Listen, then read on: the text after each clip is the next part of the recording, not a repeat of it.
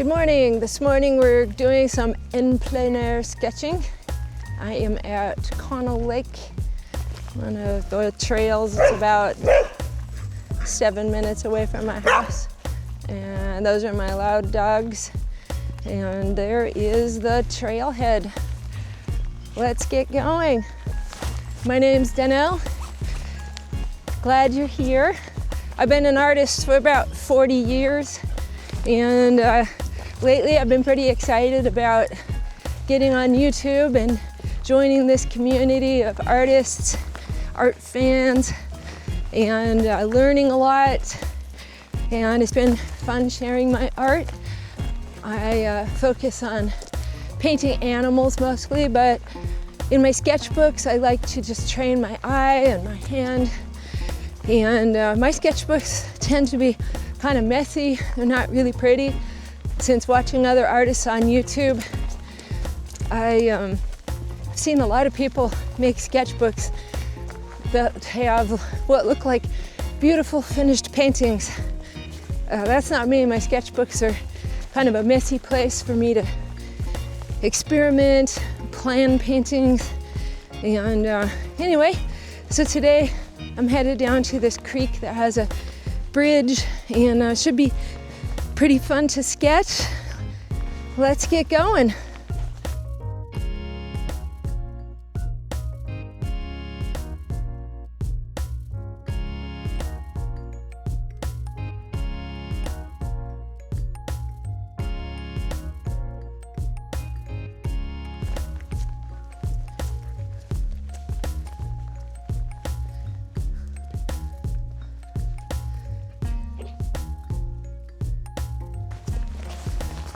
It is raining lightly this morning, but we live in the Tongass National Rainforest.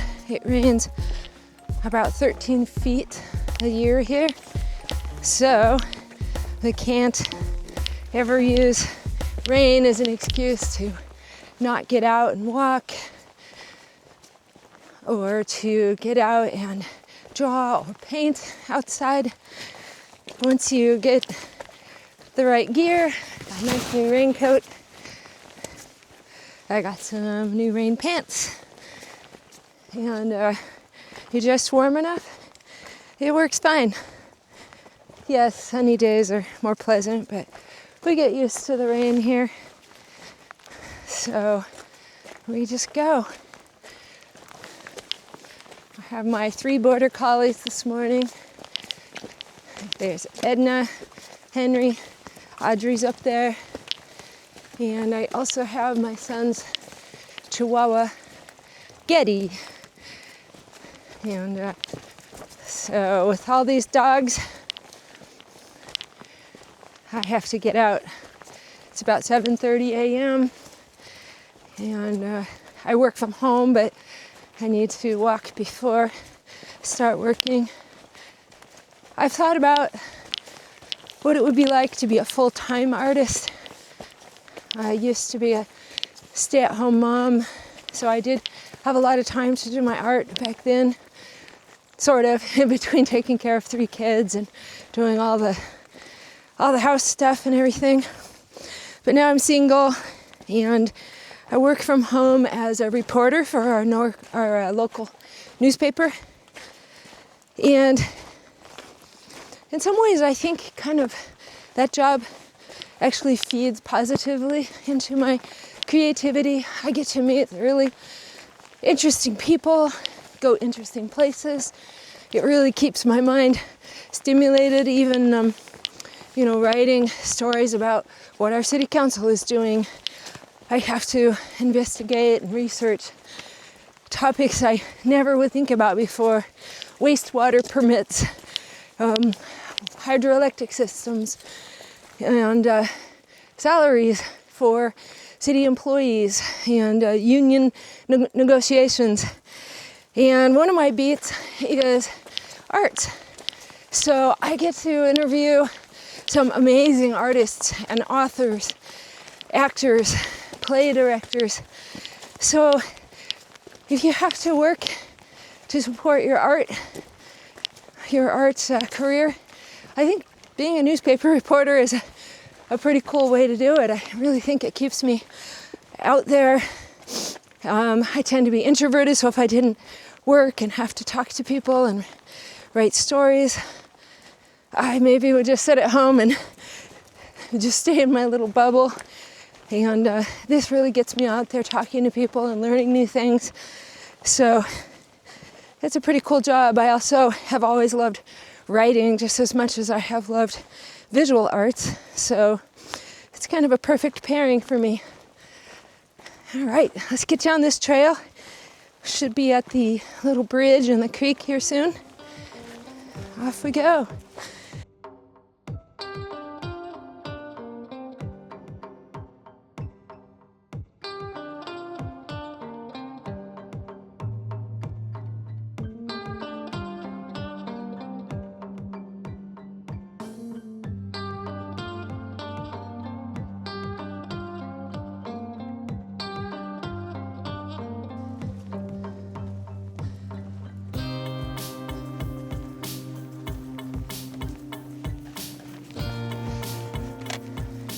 This is a tree cave, tree root cave. These are really common here. They grow when a tree falls down or gets cut down, and a little tiny tree sprouts on top of it. And then as the old tree very, very slowly rots down, the little tree grows bigger and bigger, and then finally the old tree will be completely gone. Everything rots very slowly here because it's so cold, it's very wet. So I thought I'd stop and sketch this really quick. I have some Bristol pen paper, it's very smooth. The rain can make it a little bit tough to write on, but the rain is very light, so I'll take advantage of that. So I'm just going to make a very quick, rough sketch. Just kind of capture it. Interestingly, the bears around here, because we don't have really soil, we just have this this kind of rotting vegetation on top of shale rock. The bears can't really dig dens in dirt because we don't really have dirt. So bears will often use these root caves to hibernate in.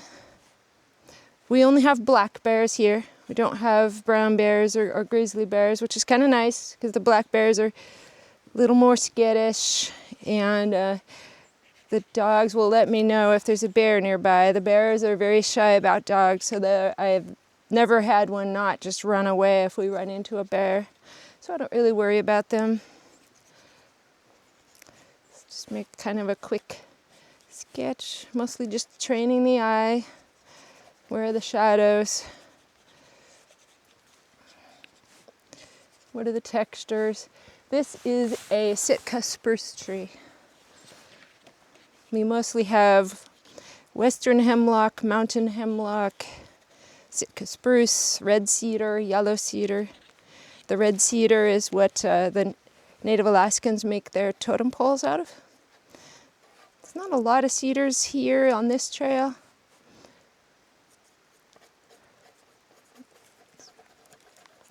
Just kind of quickly capture this. Maybe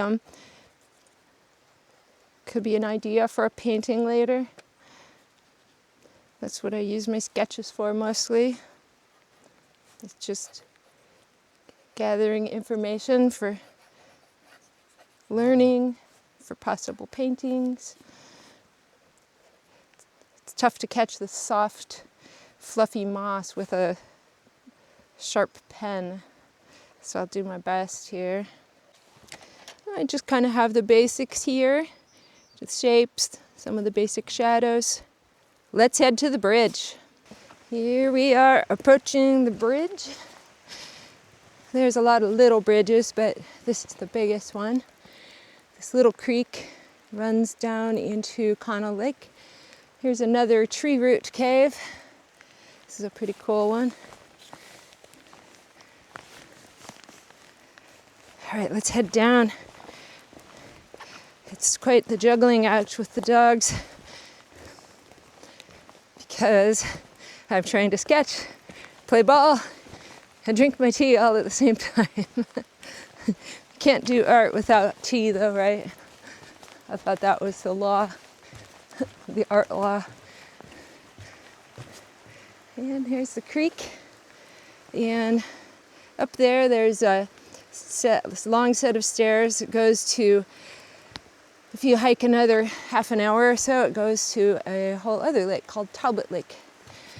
And the collies will stop and stare at me any place that I've ever played ball. I haven't played here in a while because my middle child there, Audrey, she thinks it's really funny to take the ball and drop it in the creek to watch it float away. But I want to sketch here today, so this is where we're stopping.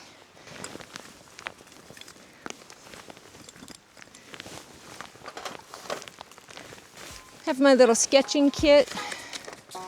I have some of the smooth paper that I used. I think I'm going to use pencil for this sketch, so I'm going to use this rougher paper. I think the pencil will hold up better to the rain, honestly. We'll see. That can be the challenge of rain, is the rain getting on your paper. I'll use my favorite 6B pencil. And then I just use my little pencil kit as a backing board. Then I need to get my tea. Today is a Mandarin orange zinger.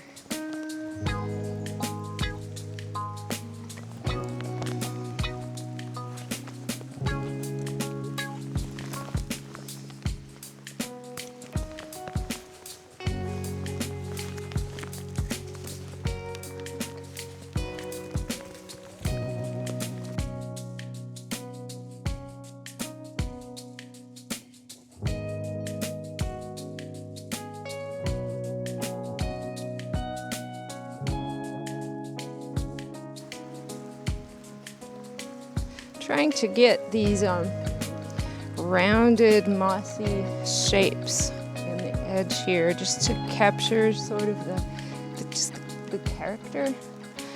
Maybe some of these rocks. Just trying to catch sort of the essence of what I'm looking at. Some of the basic plants. Just kind of get what's important in there. I'll probably take a picture too, so as a reference to back up what I'm seeing here. Try to capture the shapes of some of these individual leaves. Everything's pretty dark, so it's always a challenge to get a range of values in there. And all those textures. Cacophony of trees and plants. Don't have much time because my paper's getting wet. So I need to just grab the essence. So I think that's pretty good for just a sketch in the rain, quick sketch. I'll take a photo. Maybe it'd be fun to do a small painting of that at home. I'm gonna gather up whatever tennis balls that Audrey hasn't lost in the creek. Maybe throw a couple more if there's any left. Finish my tea and head on back to the car.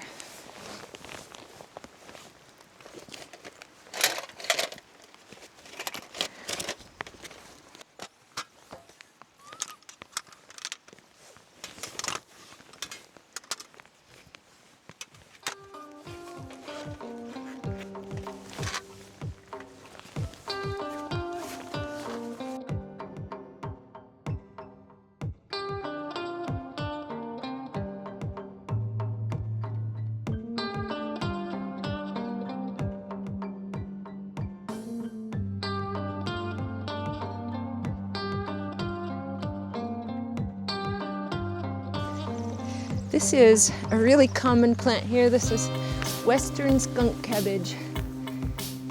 And it smells very skunky. The insects like it. which helps to pollinate it. The bears eat the roots in the early spring. It's one of their earliest foods that they can find besides our trash cans that we have to put away very carefully to not attract them. The deer like to eat the very tops of the flowers in the early spring and the tops of these. This is the spathe and this is the spadix. All right, here we go. Whew, very mushy. Off we go. Back to the car. More skunk cabbage. Won't be long and you won't even be able to see the yellow flowers anymore. Just be leaves. Sometimes you'll see those up to 5 feet high or so, the leaves. They can get very, very large. They love this marshy areas.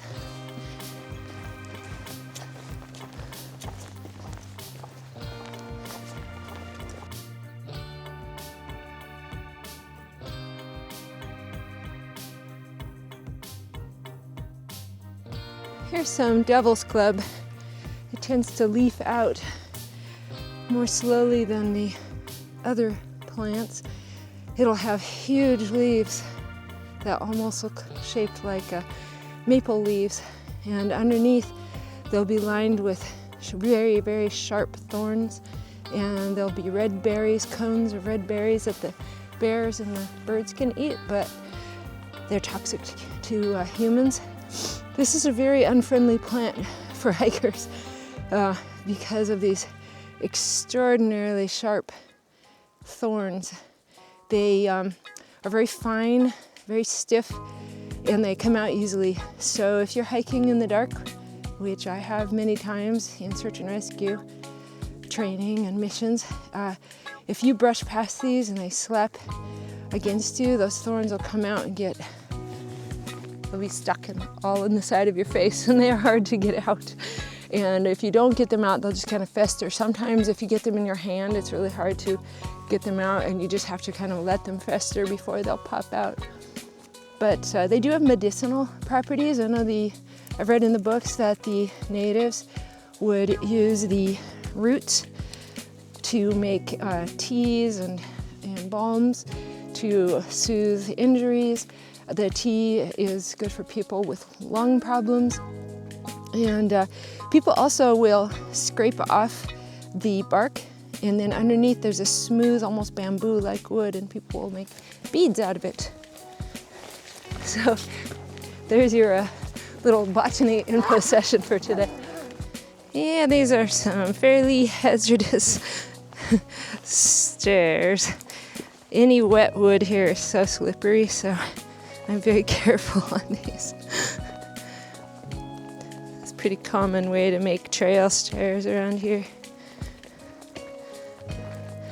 Try not to die. Did it! On we go. All right, we're almost back to the car. See the lake again. Thanks for coming along on my hike and sketch journey. Hope you had fun. It's really fun to have you with me.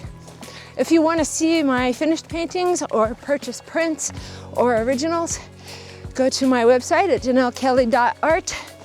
And if you want to see more videos, check out this one over here. Thanks for watching. Stay creative and have fun.